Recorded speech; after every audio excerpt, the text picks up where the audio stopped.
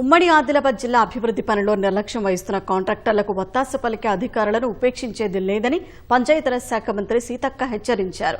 నిర్మల్లో నిర్వహించిన ఉమ్మడి ఆదిలాబాద్ జిల్లా అభివృద్ధి సమీక్ష సమావేశంలో మంత్రి సీతక్క పాల్గొన్నారు. మహిళా సంఘాలకు 40 కోట్ల చెక్కులను అందజేశారు. అనంతరం పలు అభివృద్ధి పనులపై అధికారులు ప్రజాప్రతినిధులను ఆరా తీశారు. 6 నెలల క్రితం మంజూరు చేసిన పనులు ఇంకా టెండర్ల దశలోనే ఉండటంతో అధికారులపై అసహనం వ్యక్తం చేశారు.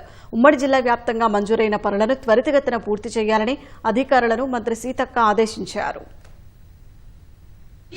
అంటే 20 సంవత్సరాలు మినిమంగా దాని లైఫ్ మరి అలా ఉంటుందా లేవా, అది ఉండకుండా మాత్రం మీరే బాధ్యత వహిస్తారు. అంతిమంగా మీరే సస్పెండ్ అవుతారు. ఈ టెండర్లది కూడా తొందరగా చాలా డిలే ఉన్నాం, తొందరగా చేయండి.